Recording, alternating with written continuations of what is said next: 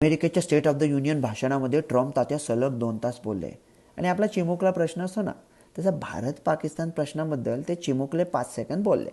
त्याच्यात सुद्धा ते अडखळले. मला वाटतं त्यांना म्हणायचं होतं की पाकिस्तानचे पंतप्रधान त्यांना म्हणाले की 3.5 कोटी लोक मरू शकले असते. त्याच्याऐवजी त्यांनी पाकिस्तानाच्या पंतप्रधानालाच मारून टाकला.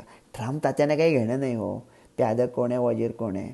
पाकिस्तान त्यांच्याकडे बुद्धिबळाचा पट घेऊन गेलं होतं. ट्रम्प तात्यांनी त्याच्यावर कुस्तीचा आखाडा उखडला आहे.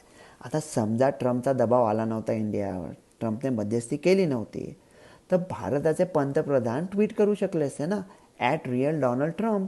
तुम्ही फोन केला नव्हता, विषय संपला, अख्ख्या जगाची हेडलाईन झाली असती.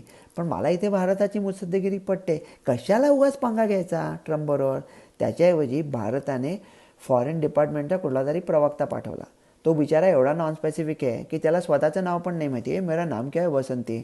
आणि काय पण ते स्टेटमेंट लिहिलं होतं. म्हणजे चटपटरावांचं लग्न ChatGPT बरोबर झालं असतं तर जी अवलाद पहिला झाली असती, त्याचं काहीतरी असंबद्ध गोलमटोल. पण मला एक कळत नाही, पाकिस्तानचं बरंच नुकसान झालं, भारताचं थोडं झालं होतं, किती माहीत नाही, पण थोडं झालं होतं. जे पदरात पाडायचं होतं ते भारताने पाडून घेतलं होतं. मग भारताला काय अणुयुद्ध व्हायला हवं का? 3.5 कोटी लोक खरंच मरायला हवे होते का? एक गेला बाजार काय हवं होतं ट्रम्प तात्यांना? ते नोबेल पीस प्राईज ना. ते कोण ते भुक्कड नोबेल कमिटीवर जो मनुष्य होता ना मुख्य पीस प्राईजच्या, त्याच्या मुलाच्या नावाने एप्स्टीनने $5 मिलियन केले होते.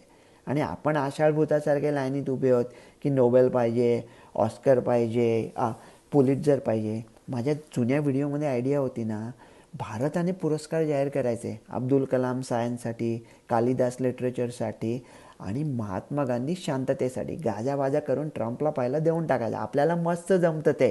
दीपप्रज्वलन करायचं, आपण समई आणायची, ट्रम्प तात्या तेल घेऊन येतील त्याच्यात घालायला. पण मला एक कळत नाही की अरे 4 नंबरची GDP आहे, चंद्राच्या पार्श्वभागावर उतरलेला देश आहे, एवढं मोठं AIचं समिट केलं आणि त्या 2 तासाच्या भाषणामधले 5 सेकंद घेऊन आपल्या अख्ख्या देशाच्या हेडलाईन चालल्यात. अरे आपण देवांचे राजे इंद्र आहोत ना. मग पावसाळा आल्यावर प्रलय करा ना. छत्र्या कसल्या विकत घेता? इंद्रावरून आठवलं, इंद्राय स्वाहा तक्षकाय स्वाहा पाकिस्तानला करून दाखवला ना त्यांनी पहलगामला सपोर्ट केला म्हणून. मग मी म्हणतोय की बाकीच्या जगाला भारताची लायकी कळेल तेव्हा कळेल, भारताला स्वतःची लायकी तरी कळू देईल ना. वैसे तो हम है मिसाले अब्र, पर इस हवा से डर के हम सिमट ही जाएंगे, ऐसे भी हम नहीं. डॉक्टर रवी गोडसे.